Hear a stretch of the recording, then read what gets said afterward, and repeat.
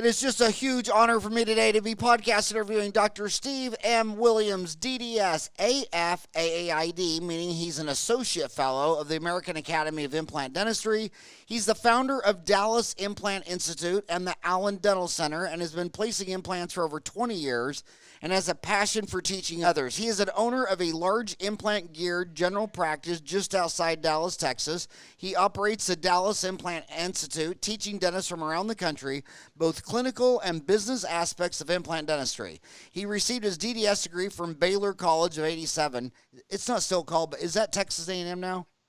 It is now Texas A&M. And it had an identity crisis and changed its name to Texas A&M, and is an associate fellow in the AAID. His articles have been published in Dentistry Today, Dental Economics, and The Profitable Dentist. When are you going to publish one in Dentaltown?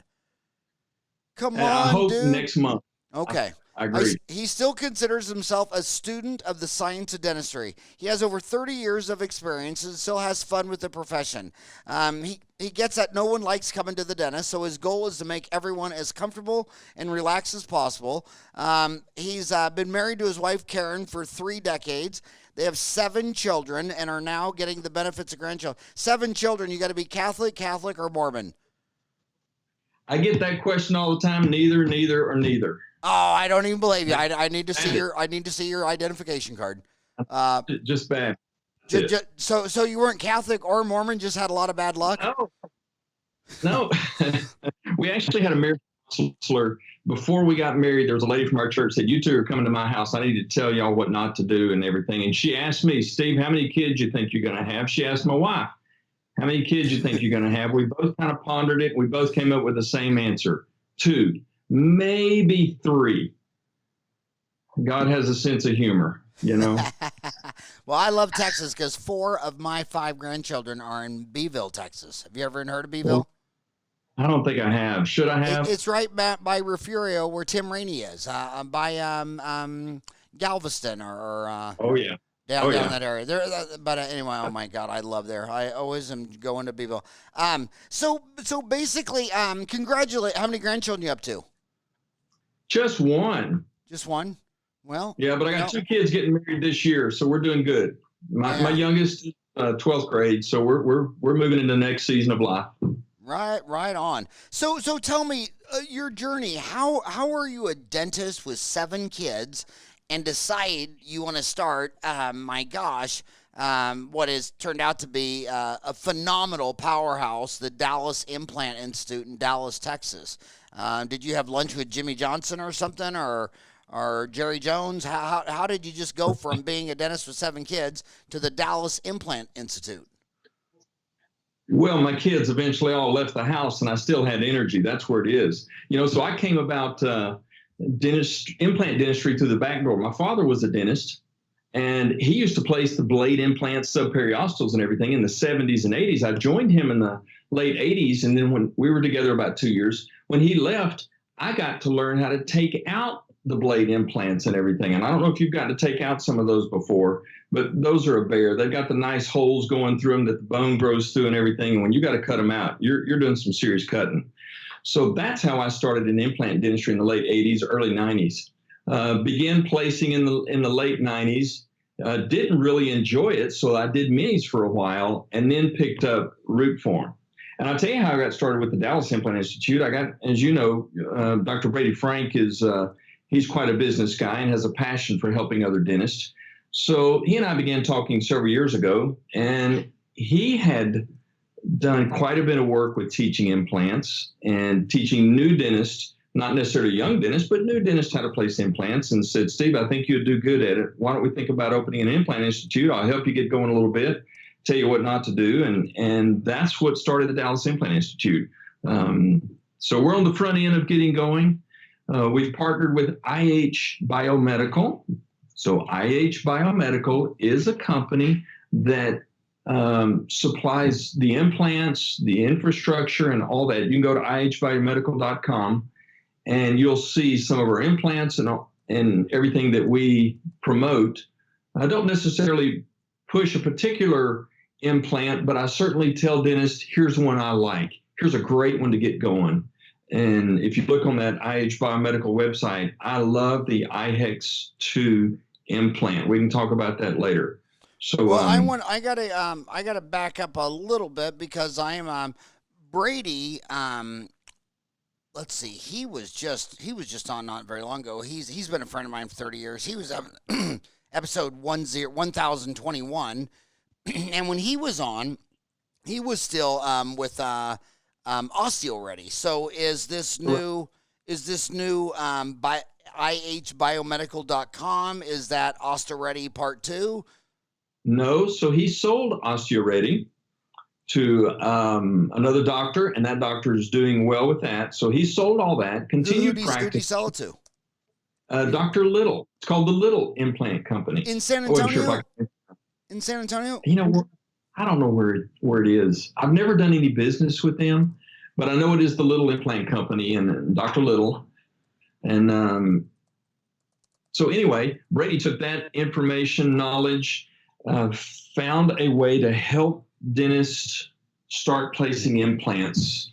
You know, in our country, I always ask this question at my seminars: who's placing the majority of the implants? And almost everyone says the specialist. And the answer is no. General dentists are placing the majority of implants. And then the obvious follow-up question is, what percentage of general dentists are placing implants in our country right now? And they say 40 or 50, and I say 12, 13, 14, 15%, somewhere in that neighborhood.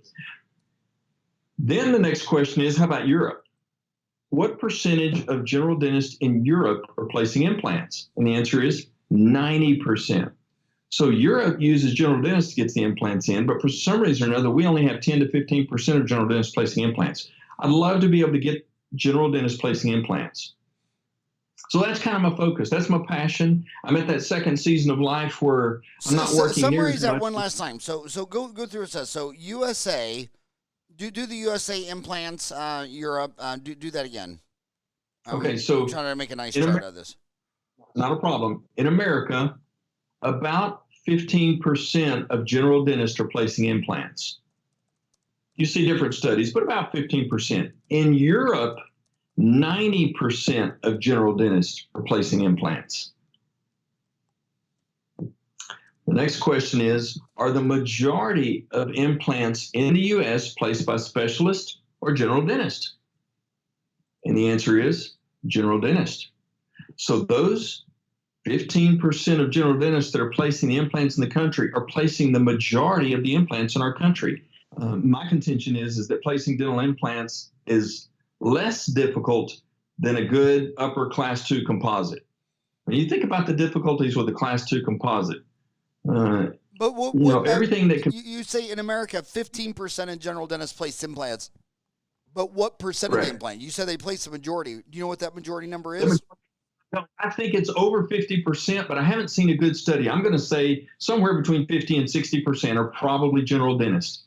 So you would say in America, 15% of the general dentists place implants, but they place the majority. But if someone pinned you down for a number of that majority, what would the number be? I don't know. I'm going to say 55, but you're going to have to look that one up. I've looked it up and I can't get the majority. So you'd say they place over half, but they place over half? Oh, yeah, absolutely over half. And then all the studies are pretty clear. In Europe, 90% of general dentists place implants. So that is truly amazing how you go to the American Dental Association. That's why the AGD is so big. That's why the AAID is, because the American Dental Association traditionally has been all specialist, and they volunteer all this time, but it's not all altruism. It's also they wanted to be able to press the flesh with referring doctors.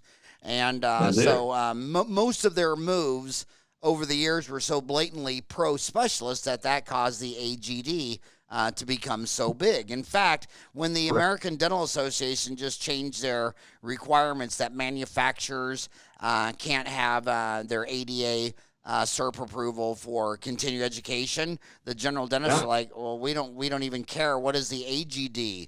That's what we want, our AGD hours. And the AGD said we're still good, and so the dentists they don't even care. And, Yeah. we got to get dentistry back to that team approach, because in 1900, there were no specialties, and now the MDs have 58, the dentists have 10. It's still a team approach. I mean, there's dentists Yeah. right now that won't even listen to this podcast with you, because the last thing they ever want to do is place an implant. They're like, I don't want any Right. blood and guts. I want to do bleaching, bonding, veneers, and sleep Yeah. apnea. Who the hell wants to be a doctor that actually does surgery and causes blood? So it's a different world. I listened to a lecture about 20 years ago. A guy by the name of Howard Farran was lecturing on the same time as Omar Reed. Do you remember that? That was probably in Arizona. And you guys were both lecturing, and you fussed at the general dentists that weren't willing to take out wisdom teeth. You said, it's okay, guys. You can get in there. You can learn how to do it. It's just a little bleeding and a little bit of blood. Get in there and learn to do it. It's motivations from people like you that make me go, okay, maybe I could learn and do something a little bit different, or at least stretch to find out where my level is. And bless Omar Reed. I think his funeral. I'm going to. Is it this Saturday? When's Omar's funeral? Do you know when it is? I think it's. I don't know.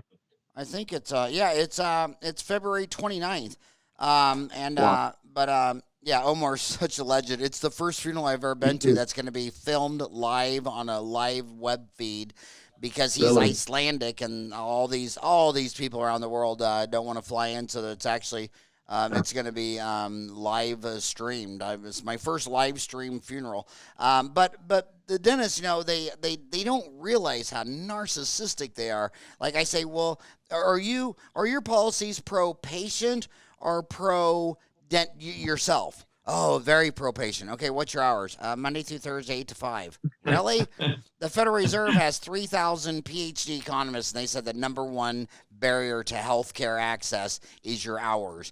And then they say, well, I don't want to pull the tooth. Okay, well, how would you like to go to an emergency room with a broken leg? And they say, we don't do legs. We just like arms. And so it comes back to that availability and access. You're a doctor, and someone comes in and with a toothache. That's what you do. If their tooth hurts, you pull it. If you say, well, I don't like it, well, how old were you when you first discovered there's going to be things you don't like?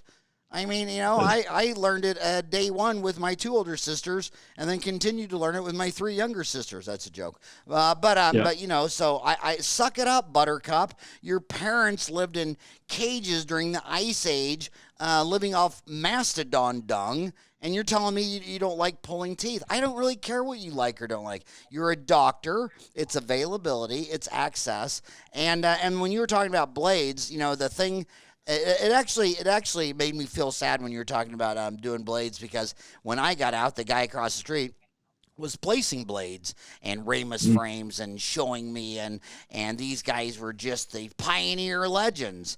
And then they get one malpractice case, because they're all big cases, and then a board who didn't even know what the hell they were looking at.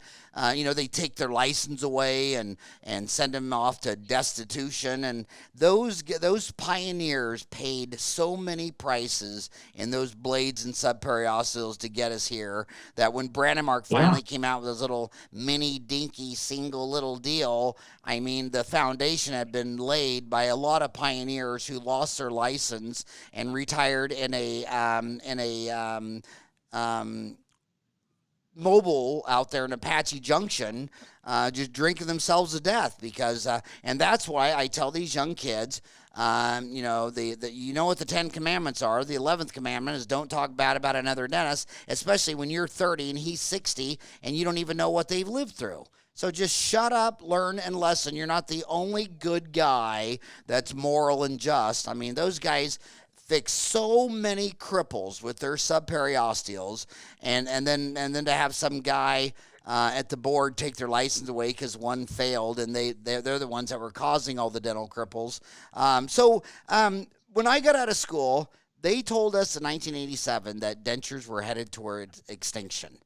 And now America does more dentures in 2020 than 87. So my question to you is, Steve, why did dentures not go extinct? Everybody knew they would go extinct, and that was when CAD-CAM was coming out from France, and the CAD-CAM, the CIRAC machine, was going to extinct laboratories, and the patient would no longer get dentures. And now it's reversed. The CAD-CAM chairside milling never reached 15%, and we have more dental dentures today than ever before. Why is that? Well, if you remember at the turn of the 1900, in 1900, the average life of an American was in the 40s. Oh, those were lucky days. We'd have been in our pine box by now.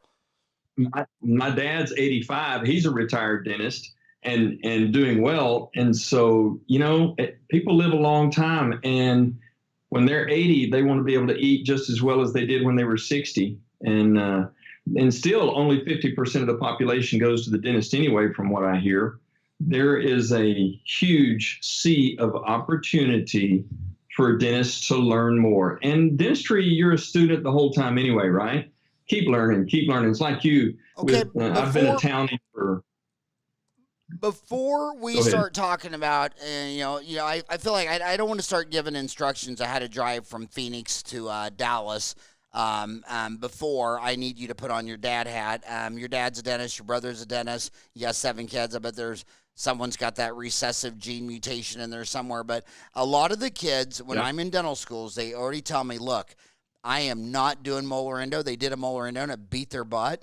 And they're afraid, and they're afraid they tried to pull a tooth, and they only got the crown out. They never got the root, and they just graduated with $400,000 student loans. Don't listen to any of the crap about the average is $284,000 because they're purposely, intently knowing that 20% of the dental students, their dads paid for it all, and they're averaging that number down in a malicious way. Just be upfront. You've raised your dental school to $100,000 a year, and your kids are coming out $400,000 in debt. And if you come out $400,000 in debt and you're already afraid of molar endo and pulling a tooth, that's going to be hard to pay back. So put your dad hat on. She's already listened to you saying, I am not flapping a tooth and placing an implant, and I'm not going to pull a wisdom tooth. I'm just going to be the bleaching, bonding queen of Dallas. I just want to do veneers on supermodels. Yeah. What would you say to her? What would you say to her? I would say, listen, you need to come to my seminar. Well, let me back up. You said my kid's getting the recessive gene. I had 5 daughters and 2 sons.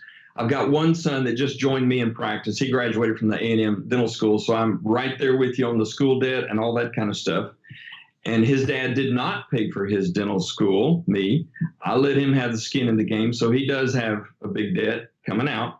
And yes, he's doing molar endo. He's working with me now, and we're giving him everything he can shake a stick at. He's already placing implants, doing full mouth surgeries. He's starting wisdom teeth and everything. And he just graduated this summer. Now has he made your grandkid? Not yet. He's getting married this year. Have you told him that once he delivers the grandkid, you'll pay off his student loans? Have you started bribing him yet? I haven't. That's a good thought, but don't let him hear this podcast just yet. We'll keep it off his mouth. So anyway, you know what I do? The purpose of my class. It's fear. It's fear. She's just afraid. She's fear. How do you get her over fear? Boy, great. You know what? Education. You're afraid of what you don't know. And remember, Bill Dickerson used to say all the time, you don't know what you don't know. And doing those big old bonded cases, I went to LVI. You're not going to remember this, but I'm fixing to take you down memory lane. And about 20 years ago, a year or two after I graduated from LVI with Bill Dickerson, and I was doing big cases, I had a big corporate manager come in here, and I did a smile makeover. I probably did 8 veneers or all ceramic crowns in the front, bonded them. He moves to Arizona about a month after I bonded it. He calls me on the phone and says, Dr. Steve, I'm getting this black line that's occurring underneath my veneers. And I go, uh-oh, you're getting some micro leakage. That's not good. He said, what do I do? And I said, you know what? Let me call you back. There wasn't internet at the time, but I knew there was a Dr. Howard Farran that lived there in the Phoenix area. I called you on the phone and I said, hey, I need you to redo a case for me. I'm going to send you a patient. I'm going to write you a check for what he paid me, and you get him fixed up. Sure enough, he came to see you, and you took off everything I had done. replaced it all, looked great. I never heard from him again, so I think everything went great. So that's what it is. It's education. Don't be afraid for mistakes to happen. They happen. My goodness, I had to redo a class 2 composite that wasn't tight enough on the measle of number 2 this morning. I could take the approach, I'm never going to do a class 2 composite again, because doggone it, those things are sometimes sensitive, or sometimes they have an open contact, or sometimes there's a ledge, or whatever.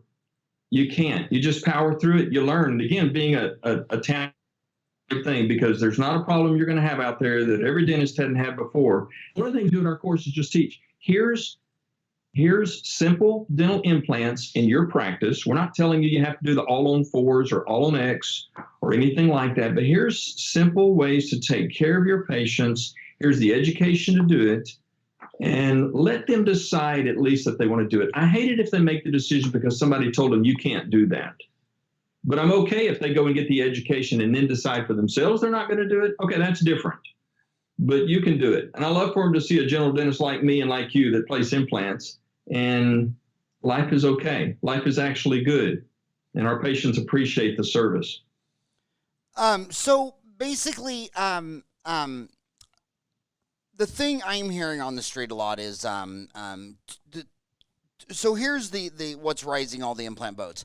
When you go around the world, all the dental insurance schemes, whether they be government, national health, like in England and France and Japan, they don't set the fees for implants and aligners. And the fees they set at molar endo are $100 a tooth. So when you're in Tokyo, these Japanese dentists are like, how do I do a molar root canal for $100? So you force them in France to tell you that tooth's coming out, because they're not going to do a root canal for $100, and then they'll place a $1,500 implant. And so when you look at the flat dental industry, that economically as flat as the United States economy from 1980 when I got out of high school to now, it's about 1.5–3.5%. That's what dentistry is growing at around the world, except for implants and clear aligners, which are growing double digit. So that's lifting all the tides. Yep. Okay, that's the good news. That's why everybody's going into it. And a lot of these bait and switch Medicaid farms, insurance farms, they do all these cleanings, exams, and x-rays and fillings for a break-even or loss because they're trying to upgrade either one Invisalign case a week or one implant a week, and that's where they make all their money, okay? So that's all the good news. And so all you people who want national socialized medicine, God, that's just so gross. But anyway, the bad news is the DSOs are telling me that we get these kids out of school and we have them do a molar root canal, and Delta will only pay us, say, $650 for the kid to do the molar root canal. But if we bring in an endodontist, they'll pay us $1,250. So we make more money paying an endodontist 50% of cost than we do a general dentist doing 25% of cost. And the data is that if the general dentist do 1 million root canals in 5 years, 10% are extracted. And when the endodontists do it, 5% are extracted. And now the DSOs are telling me, well, if I have a periodontist come in and do the implants, if that little kid comes in and places 10, the 5 years he's gone, I might have to have a periodontist replace, some of these cases. So the DSOs are like, my gosh, the insurance company pay me more, and I'll have less remakes if I have the endodontist and specialist do it. So how is that going to affect your academy, teaching young dentists to do it when, and I'll be honest with you, I'm the smuck too. I don't want to graduate. I don't want to hire a kid that graduated from dental school yesterday.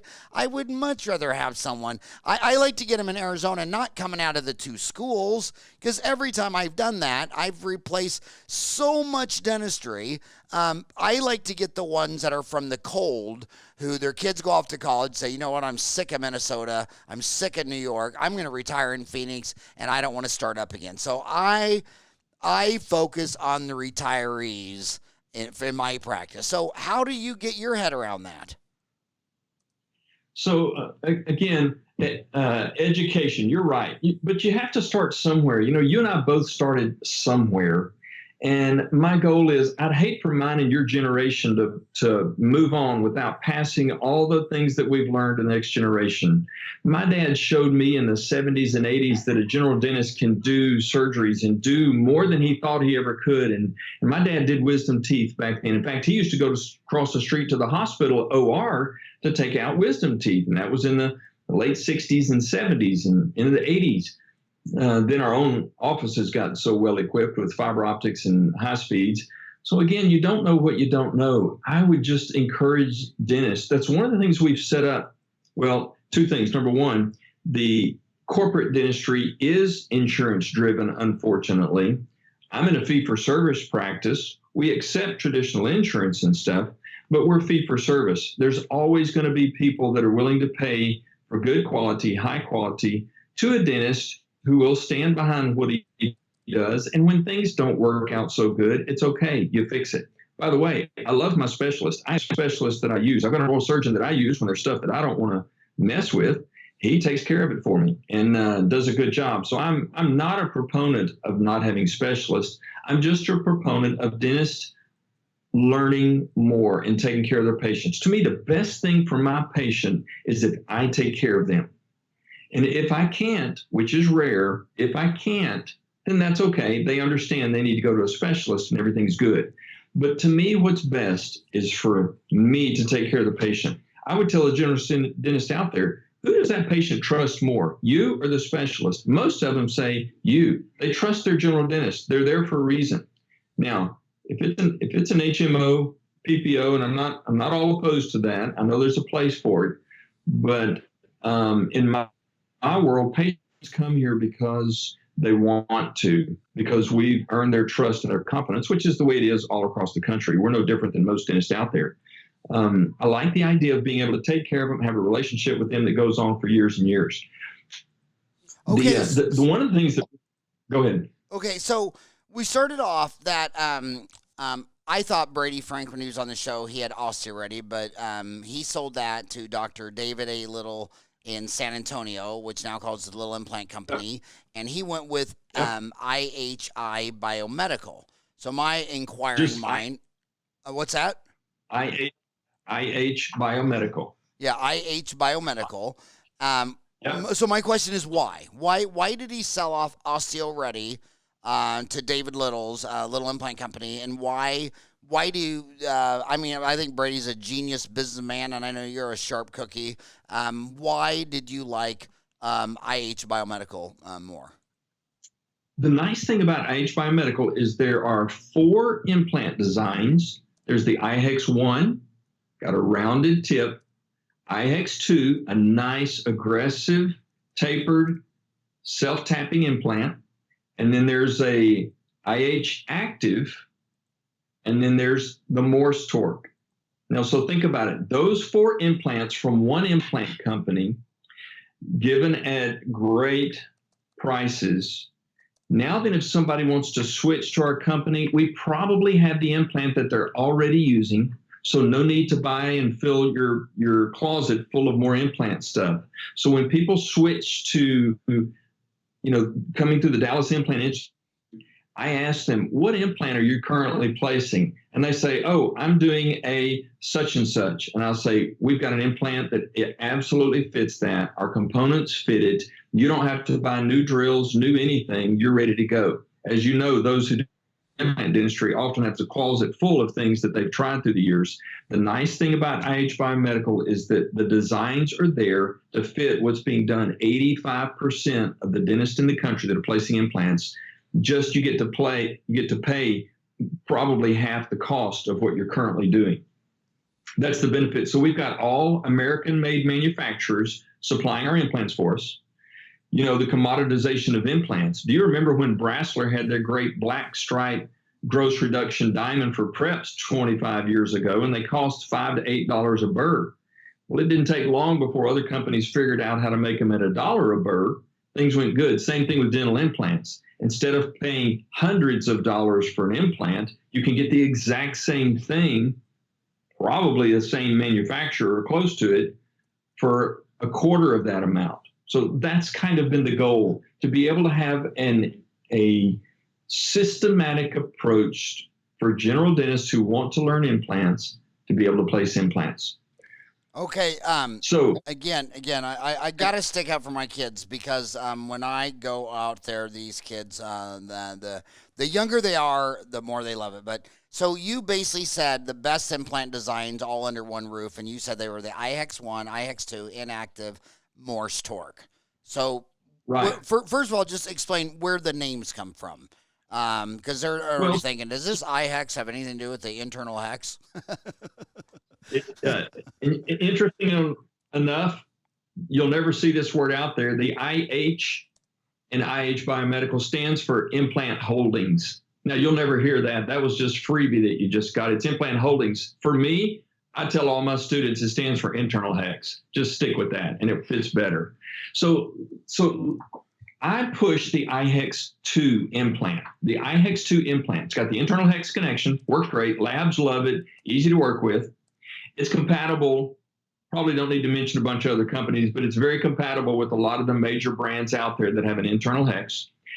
If you'll look at it on the website, it's got a self-tapping into it. It's so nice because you can take a pilot drill in D1 or in D3, D4 bone. You don't even have to take the pilot drill to depth. You can take the pilot drill 75% of the depth, maybe slightly enlarge your osteotomy with one other little burr halfway, place your implant. It's going to screw in like a wooden screw and grab bone. It's got slots at the end of it, so that excess bone, if you've done implants, we lose a ton of bone on our osteotomy burrs because we're pulling out all this great bone and flushing it away in my assistant, sucking it up. Those nice slots on the end of that iHex2 implant, grab that extra bone and just save it. Lock it around the implant. You're saying the iHex1 and 2. Super friendly, easy to place system.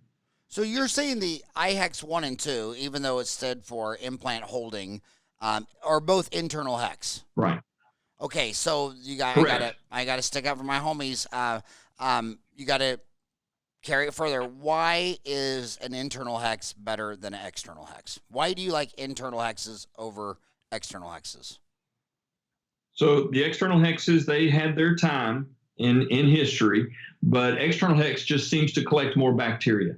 Internal hex just gives a better position bacterially for keeping things clean. So again, you want platform switching. Now we're going into what we cover in the class and everything, but here's the nice thing about an iHex2. All platforms are the same. Every abutment fits every implant in the iHex2 system. Now, for those that do implants, they're stopping their car and pulling over and say, what did you just say? Every abutment size fits every implant size in the iHex2. Now then, I just reduced your inventory by probably 70% of what you're doing. Nice. That's the nice thing about it. You don't have to have a few $100,000 of implant products and parts in your closet like most of us do, because it just fits. That's why I love the iHex2. So you don't like internal hex because of microorganisms. It's external. I don't like external hex.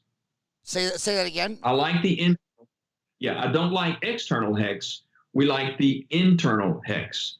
In fact, I would say probably 95, I hate to give a number, 95 to 98% of implants out there are all internal connections, right? They're either Morse taper, they're active and internal, which is a cross between a Morse and an internal hex. Everything is internally driven. I don't even see very many external hex or external driven implants. Everything's internal. Okay, so everything is internal. So the external hex was sorry, you're cutting out on me. It's been hard every once in a while. So you're saying that the external hex is a better environment for microorganisms to grow? Correct. External hex is good for bugs. We don't like bugs, so we're going to stick with an internal hex for sure. So external hex is And you better don't, for bugs. That's a nice way to remember that. So then when you go to internal, so then you also said a term I got to stick up for, platform switching. Some of them might have been taught it was yep, platform shifting. Go over yep. what that is again. So basically, you've got the outside diameter of your implant. You can have your abutment fit right on the outside edge of your implant, but that little connection is going to harbor a little bit of bacteria, and all the studies show you can get a 1 or 2 millimeters of bone dieback because of that little bit of bacteria that collects right there at that junction. So that's if your abutment fits right on the outside edge of your implant. Platform switching means that we move that connection inside the implant just a little bit further, maybe a millimeter, maybe 1.5 millimeters. So we're just moving it away from where the bone is. Platform switching, it's a term that everything is going to. External hex does not have platform switching or shifting. That's an internal hex. Correct. So you got rid of external hex because of the bugs. And when I was in Israel last month in December, it was amazing. It's amazing how these implant companies have realized that a lot of the periodontal failures, you look at these implants under 10, 20x, and you see all these shards of titanium from the processing. But more importantly than that, they're covered with microorganisms. And cleaning is everything. And there's some of these implant companies are saying, the cleanliness of the implant we send to you is one of the largest factors of your success. So that's why external hex is dead, and internal hex and platform switching is where you're down to. Yep. So let me go one other step. So now what they found out, this is an engineer sitting in the lab somewhere. They're now coding our internal hex, our iHex2. So when you go to the website, you're going to see iHex2. They now are putting that thing in a titanium sleeve. When you get them now, a lot of implants come in a plastic vial or something like that. And these engineers saying when you take that implant out, you're bumping across the plastic vial when you're taking it out, and you're putting little shards down in there, and that's not good. So they come in and say, if we put a titanium sleeve, we package this iHex2 in a titanium sleeve so that when you take it out, there is nothing there titanium. When you put it in the bone, it's nothing but a bio-titanium. That is the best environment. That's what we do.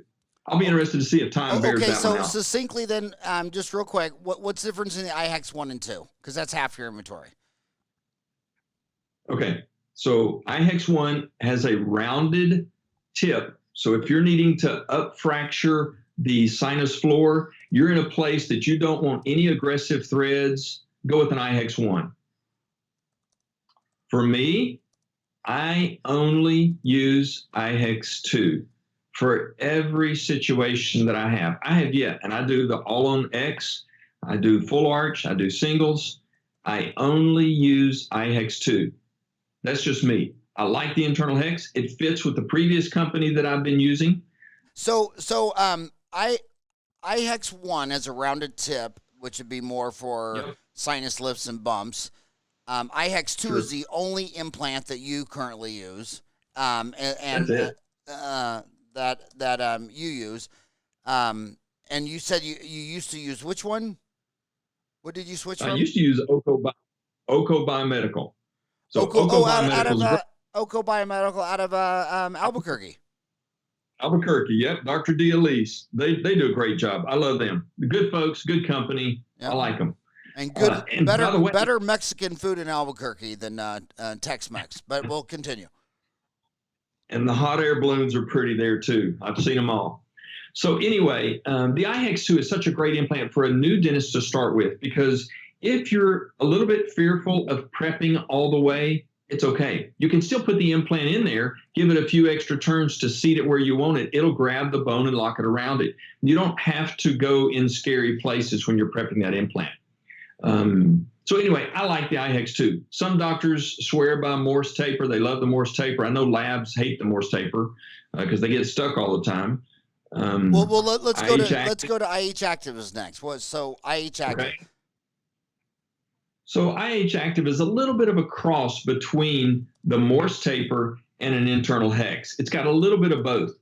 It's an aggressive thread pattern on the outside. You know which company it's compatible with, Nobel Active. It's exactly the same thing as Nobel. So if you're currently using Nobel and you would like to pay less, I hate to throw anybody under the bus, but if you'd like to pay less, look at the IH Active.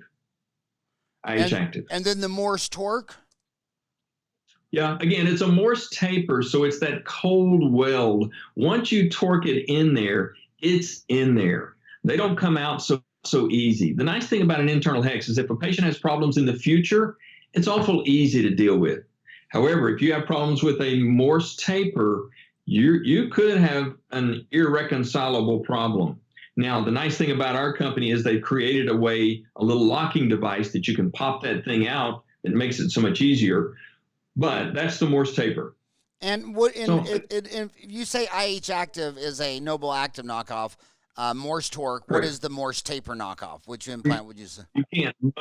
You don't get to. Most companies' taper is so specific for that manufacturer, you don't get to do a lot of moving back and forth from Morse tapers. Okay. And internal hex. And what about IHEX1? What would that be a knockoff of? What would be the closest knockoff to that? IHEX2, you could do Legacy. You could do BioHorizons.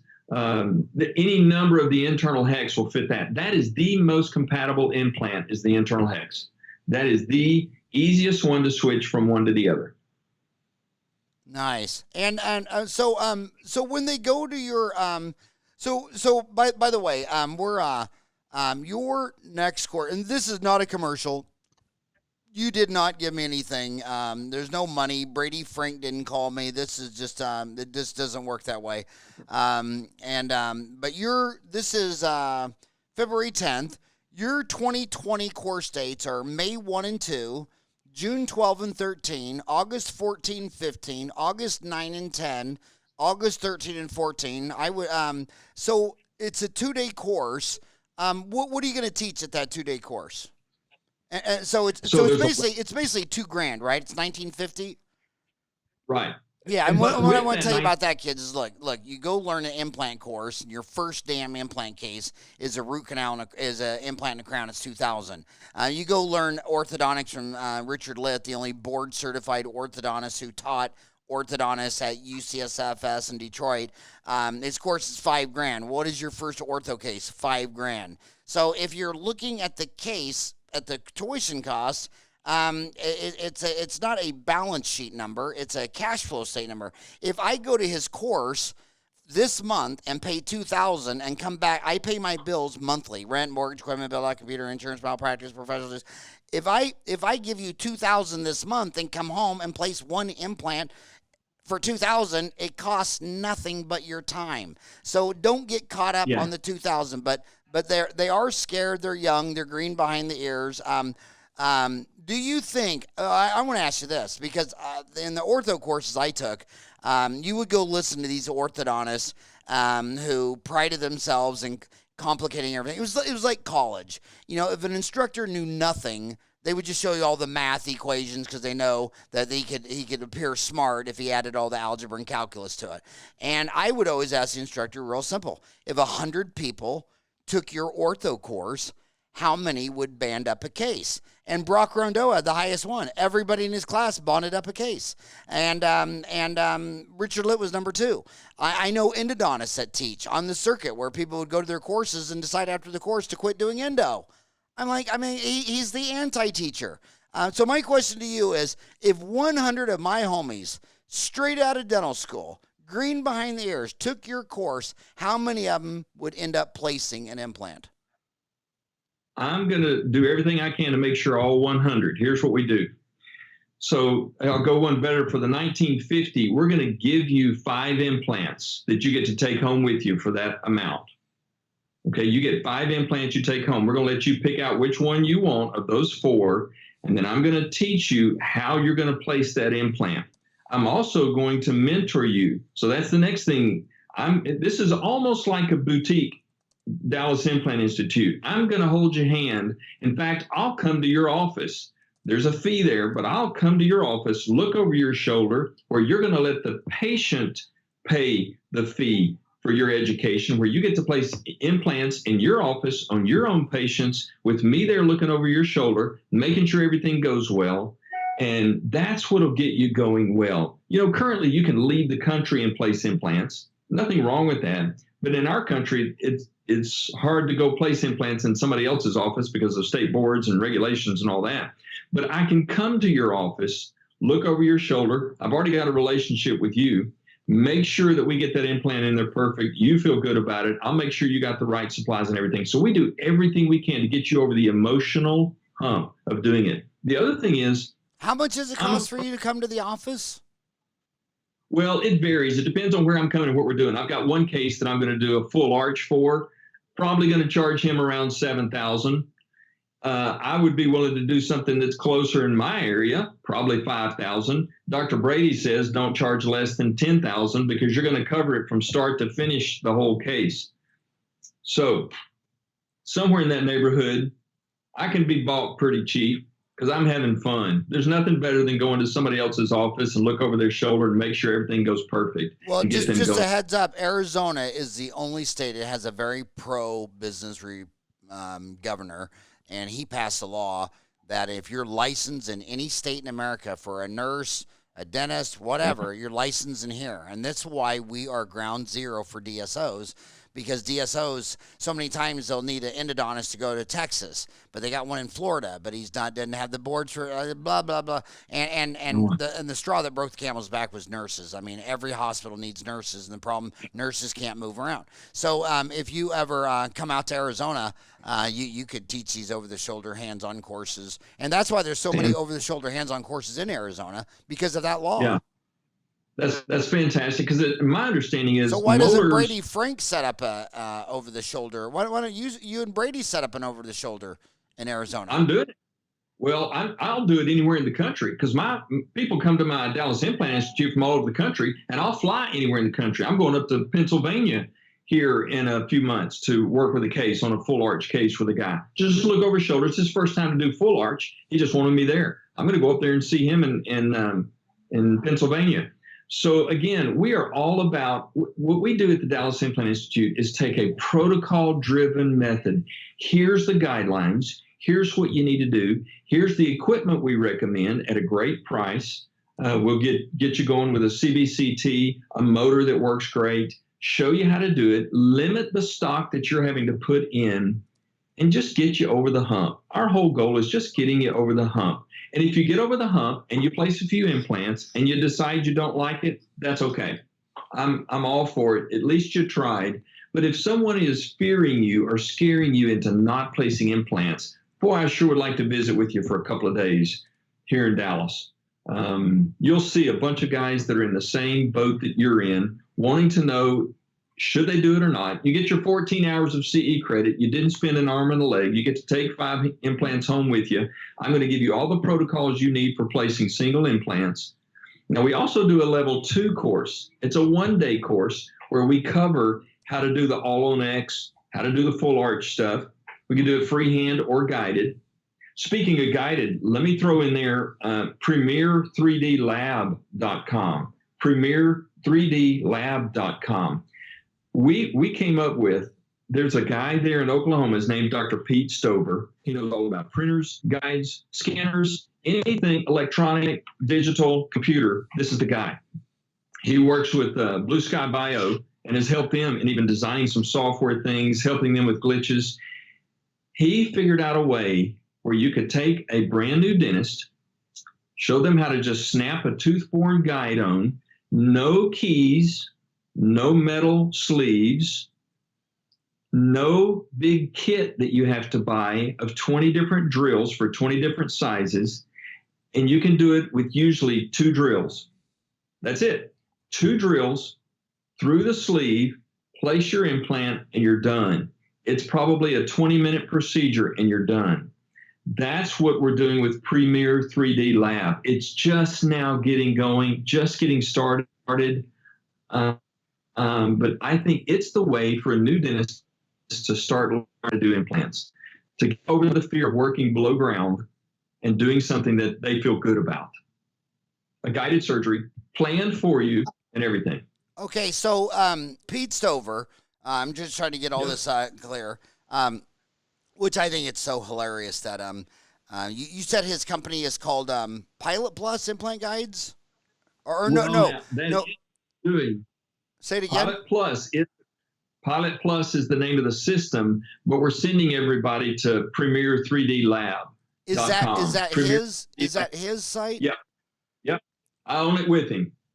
Okay, so let me get this right. Okay, so where am I on here? So Pete Stover, in Oklahoma. He's in Oklahoma. Yeah, and his company Premier.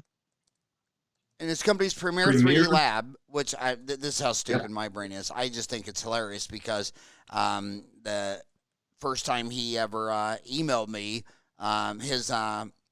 his email address was Premier, back when it was a Yahoo account. So he's like that Premier name for a long time. Premier 3D, that's it. Okay, so his lab is premier3dlab.com, so you should be able to figure out his email address from that story I just told you. But anyway, yeah, I met him.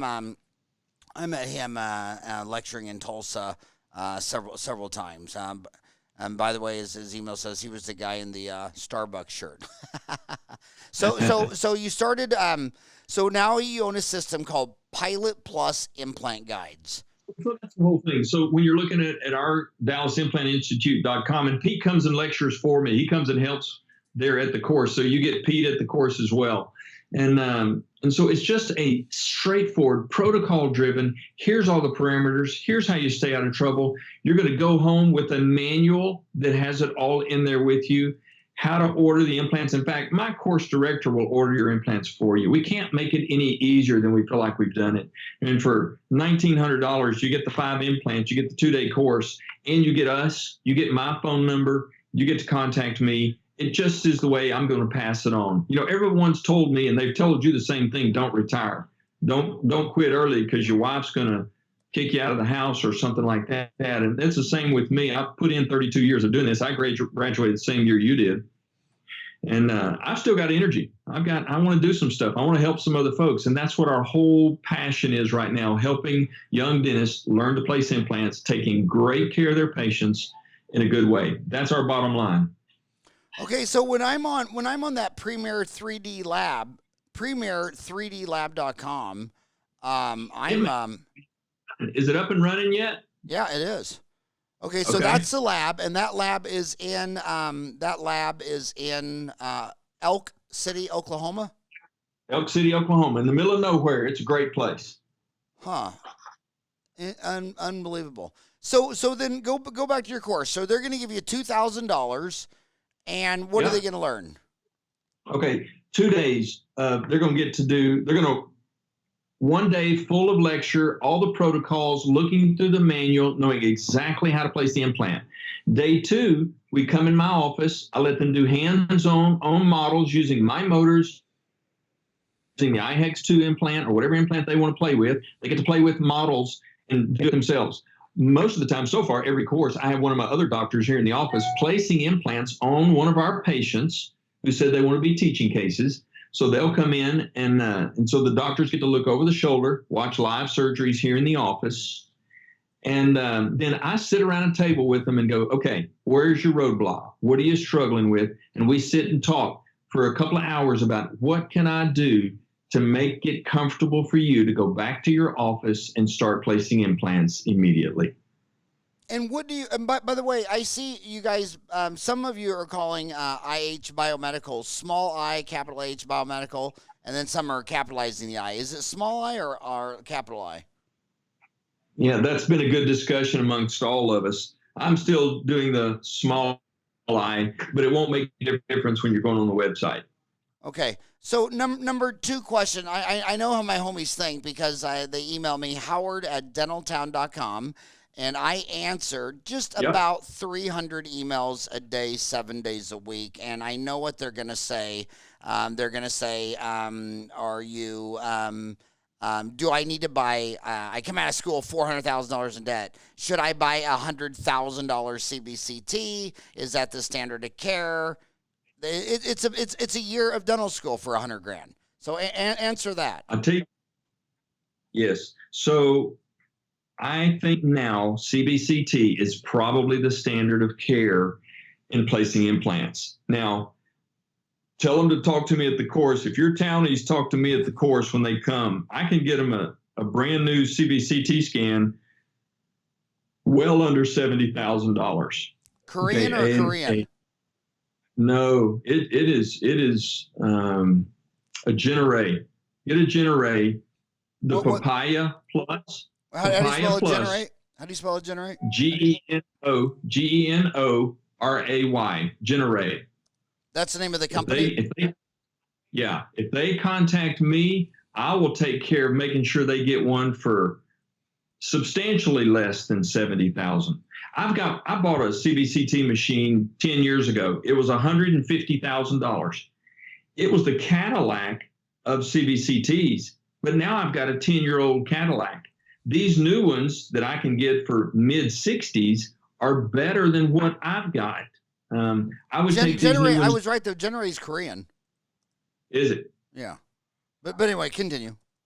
But go on. And so that one right there, I would go with in a heartbeat over what I've got and what I paid double for. And what do you have? What do you have? I've got Galileo Sodexis. Galileo. That's Dentistry Sirona. Yes, Sirona. Yeah. Okay. And it's 10 years old. It's been a great machine. They're a good company, but again, it was $150 when I bought it. It's probably less now. And okay, so the Generate is $75,000. So it's gone from 100. If you get it through me, we're going to get it in the mid 60s. If you get it through the Dallas Implant Institute, I'm going to get it for you in the mid 60s. And that's and which one do you recommend? The Popare 3D Premium, the Popare 3D, which one? The GIX? I go with the Plus or the Premium. The Popare 3D Premium. Yeah. Now we talk about field of view and all those kind of things. You don't have to read everything that's in their brain when you're doing these. You just want to be able to see what's in a good field of view, look at sinuses and all that. And then also, I'm going to recommend a motor that they get. I've got some great motors, but motor makes a big difference, makes a huge difference. I was at a course recently, and we were using a motor that's a very well-known company. Even the sales rep didn't know how to work the motor. It just was a fiasco in my mind. So anyway, we'll get you set up with motors, CBCT. We get you everything you need, the drill kit, everything you need for placing implants. We can do it. Okay. What about software, treatment plan design? What about software? You talked about hardware, Generate. What about software? So Generate is going to provide the software where you can place your implants on it. That's all taken care of with it. No worries on that. They're going to be able to send a DICOM file to a Premier 3D lab. That's all going to be taken care of. So if you want us to do a guided implant for you, you're going to take the picture. It's going to have a step-by-step. By the way, for that $65,000 for that CBCT, that includes in-office training, in-office setup, in-office training. The software is included with it. It's all there. Nice. Back to the class. So we talked about the implant system, which is necessary because at the largest dental show in the world, they're now up to like 275 dental implant companies. None of my homies have time to go over that. Yep. We talked about limiting it to one implant company, one implant lab. You're making this easy. So you talk about 3 keys to minimizing implant-related overhead. What are the 3 keys to minimizing implant-related overhead? Is that just reducing down to one implant, one lab, one So, machine? and one implant, one platform, and limited drills. So with some kits, you have to have a specific drill for every implant that you place. But when you use a more aggressive thread pattern like we've got with the IX2, now then you're using 2 drills. I usually use 2 drills when I'm placing an implant. That's it. 2 osteotomy burrs, and that's it. I'm not stocking a whole closet full of burrs. I know if I need to go grab a healing collar for my implant, it's going to fit. I don't worry about what diameter implant I just placed and what diameter healing collar I'm going to have to place. It makes life so much easier, especially down the road, a year down the road, two years down the road, when I'm trying to figure out what size abutment I'm supposed to be placing or something like that. It's all taken care of. And then, yes, it's all done centrally on the lab. I've got more than 3 keys that I could probably go over with you to help you out. Well, what I would really recommend from you is, Panky and Dawson and these guys, they have week-long courses. And it's hard to go from a flyer to go spending a week or a weekend at a course. So what they did, what Dawson did, is they did a 1-hour online dental CE for each one of their weeks. And it was the best marketing they did, because it's a big gap to go from, oh, that's neat, to go spend 4 days. So it kind of disintermediated the deal. When I look at your deal, God, so much. The 4 advantages of tapered versus cylindrical, the 3 efficiency flaps for flapless surgicals, 3 keys to mastering occlusion. You ought to do a 1-hour online CE course and on Dental Town, because then it's a low commitment. I just got to watch an hour on my iPad, and then if they fall in love with you and it all works out well, then they'll say, I'm going to go to Dallas, even though I hate the Cowboys and they're the worst football team in the entire universe, not just our universe, but other parallel universes yet to be discovered. Then they will leave the comfort of the Arizona Cardinals and they'll go, so I would do that. It's how their mind works. Let them listen to you for an hour, and then they'll say, all right. After an hour, I'll go commit to a weekend. You know what, Dr. Farran, when I discovered you back in the 90s. Why am I not Howard to you? Yes. So they're so formal in Texas. Respect. Listen, when I discovered you in the 90s, I took your advice ever since. Just about everything you've given me advice on, I've taken it. So it served me well. Thank you.